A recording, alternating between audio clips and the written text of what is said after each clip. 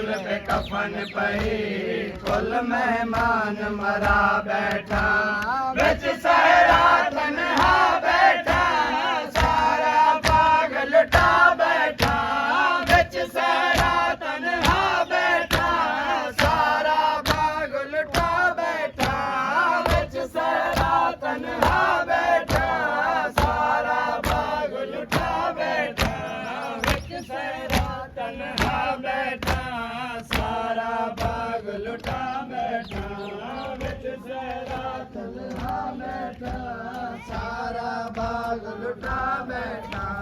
बिच सहरा तन्हा बैठा सारा बाग लुटा बैठा मौत अकबर दी खा गई है अखियां जदीद मुका गई है मौत अकबर दी खा गई है अखियां जदीद मुका गई है अखियां जदीद मुका गई है ज़ैनब भैन में उजड़ गया अकबर पुत्र कहा बैठा ज़ैनब भैन में उजड़ गया अकबर पुत्र कहा बैठा बिच सहरा तन्हा बैठा सारा बाग लुटा बैठा बिच सहरा तन्हा बैठा सारा बाग लुटा बैठा बिच सहरा तन्हा बैठा सारा बाग लुटा बैठा बिच सहरा तन्हा बैठा सारा बाग लुटा बैठा बिच सहरा तन्हा बैठा सारा बाग लुटा बैठा तेरा सरख गुलाब दिठा पुट्ठा होया पुत्र रुबाब दिठा तेरा सरख गुलाब दिठा